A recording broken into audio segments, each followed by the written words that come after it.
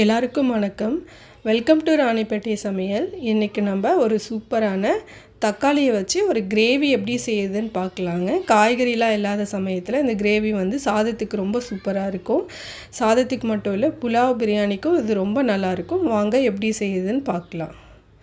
இப்போ நான் ஒரு பேனில் 2 டீஸ்பூன் அளவுக்கு வேர்க்கடலை வந்து சேர்க்குறேன். இதை வந்து நல்லா ஃப்ரை பண்ணி எடுத்துக்கலாம். கொஞ்சம் மீடியம் ஃப்ளேமில் வச்சு நல்லா ஃப்ரை பண்ணி எடுத்துக்கலாம். இப்போ வேர்க்கடலை வந்து நல்லா ஃப்ரை ஆகிடுச்சு. இப்போது ஒரு சின்ன துண்டு பட்டை, ஒரு ஏலக்காய், 3 கிராம்பு வந்து இப்போ நான் சேர்க்குறேன்.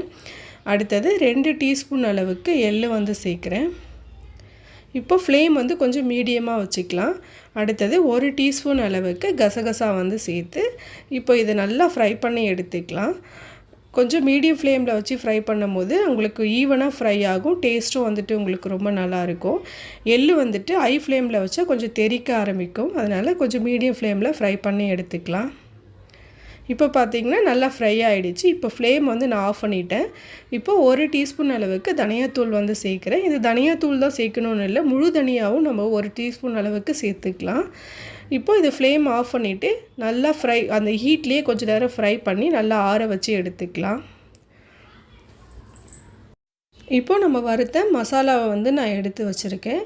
அடுத்தது ஒரு 1/4 கப் அளவுக்கு தேங்காய் எடுத்து வச்சுருக்கேன். இப்போ இது ஒரு மிக்ஸி ஜாரில் போட்டு நல்லா பேஸ்ட் மாதிரி அரைச்சி எடுத்துக்கலாம்.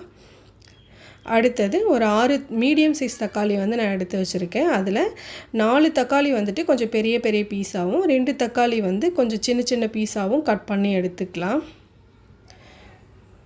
இப்போ பார்த்திங்கன்னா நான் 2 தக்காளி நல்லா சின்ன சின்னதாக கட் பண்ணியிருக்கேன்.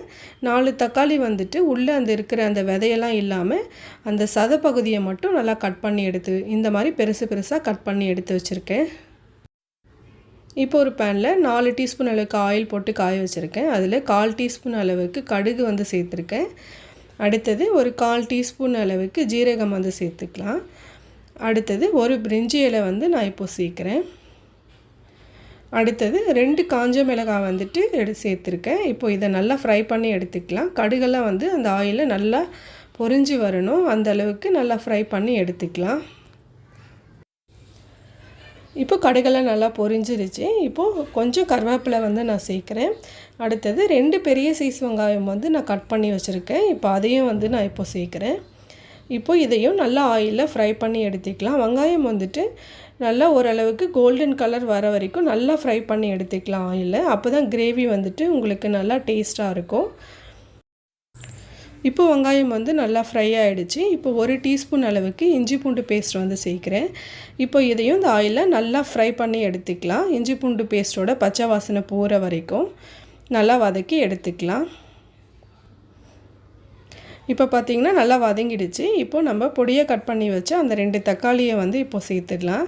இப்போ இதையும் இந்த ஆயிலில் நல்லா ஃப்ரை பண்ணி எடுத்துக்கலாம். தக்காளி வந்து நல்லா மசிஞ்சிட்டு ஒரு தொக்கு மாதிரி வரணும், அந்த அளவுக்கு நல்லா வதக்கி எடுத்துக்கலாம்.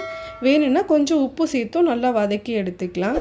அப்படியே ஒரு கிரேவி மாதிரி வந்துடணும், அந்த அளவுக்கு வதக்கி எடுத்துக்கலாம். தக்காளி வந்துட்டு இருக்கிறதே தெரியக்கூடாது, அந்த அளவுக்கு வதங்குற வரைக்கும் நல்லா வதக்கி எடுத்துக்கலாம். இப்போ தக்காளி நல்லா வதங்கிடுச்சு. இப்போ ஒரு 1/4 டீஸ்பூன் அளவுக்கு மஞ்சள் தூள் வந்துட்டு சேர்க்குறேன். அடுத்தது 1 டீஸ்பூன் அளவுக்கு மிளகாத்தூள் வந்து நான் இப்போ சேர்க்குறேன். இது நமக்கு காரத்துக்கு எவ்வளோ தேவையோ அதுக்கு தகுந்த மாதிரி சேர்த்துக்கலாம். அடுத்தது 1/2 டீஸ்பூன் அளவுக்கு கரம் மசாலா வந்து இப்போ நான் சேர்க்குறேன். அடுத்தது தேவையான அளவு உப்பு வந்து சேர்த்துக்கலாம். அடுத்தது நான் வந்துட்டு நம்ம மிக்சியில் அரைச்சி வச்ச அந்த பேஸ்ட்டை வந்து இப்போ அதை சேர்த்துக்கலாம். இந்த பேஸ்ட்டு வந்துட்டு நல்லா மைய அரைச்சி எடுத்துக்கணும், அப்போ தான் உங்களுக்கு கிரேவி வந்துட்டு நல்லாயிருக்கும். இப்போ இதையும் இந்த ஆயிலில் கொஞ்சம் நேரம் நல்லா ஃப்ரை பண்ணி எடுத்துக்கலாம். ஃப்ளேம் வந்துட்டு கொஞ்சம் மீடியமாக வச்சு ஃப்ரை பண்ணோம்னா உங்களுக்கு தீஞ்சு போகாமல் இருக்கும். இப்போ இந்த நல்லா வதக்கி எடுத்துக்கலாம். கொஞ்சம் லைட்டாக ஆயில் வந்து பிரிகிற வரைக்கும் வதக்கி எடுத்துக்கலாம் மீடியம் ஃப்ளேமில் வச்சு. இப்போ பார்த்திங்கன்னா அந்த மசாலா வந்து நல்லா வதங்கிடுச்சு. அந்த ஓரத்துலலாம் கொஞ்சம் ஆயில் வந்து நல்லா பிரிய ஆரம்பிச்சிடுச்சு.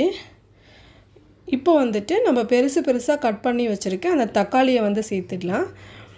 தக்காளியை சேர்த்துட்டு வதக்கணும்லாம் அவசியம் இல்லை, லைட்டாக மிக்ஸ் பண்ணி விட்டால் மட்டும் போதும். அடுத்தது நீளமாக கட் பண்ண 2 பச்சை மிளகாய் வந்து இப்போ நான் சேர்க்குறேன். இப்போ நான் ஒரு 4 டீஸ்பூன் அளவுக்கு புளி தண்ணி வந்து சேர்த்துக்கிறேன். இப்போ புளி தண்ணி தான் சேர்க்கணும் இல்லை, தயிர் இருந்தாலும் கொஞ்சமாக சேர்த்துக்கலாம். அடுத்தது வந்துட்டு நமக்கு தேவையான அளவு தண்ணி வந்து சேர்த்துக்கலாம். தண்ணி வந்து நிறைய சேர்க்கணுன்னு அவசியம் இல்லை, கொஞ்சமாக சேர்த்தாலே போதும். மசாலாலாம் நல்லா வதங்கிடுச்சு. கொஞ்சமாக சேர்த்து நல்லா மிக்ஸ் பண்ணி விட்டுடலாம். இப்போ நான் தேவையான அளவு தண்ணி வந்து சேர்த்துருக்கேன். இப்போ இதை நல்லா கொஞ்சம் கொதிக்கிற வரைக்கும் நல்லா வெயிட் பண்ணலாம். இப்போது எள்ளு வேர்க்கடலாம் சேர்த்ததுனால கொஞ்சம் புளிப்பு டேஸ்ட் இருந்தால் தான் உங்களுக்கு சாப்பிடும்போது டேஸ்ட்டு நல்லாயிருக்கும்.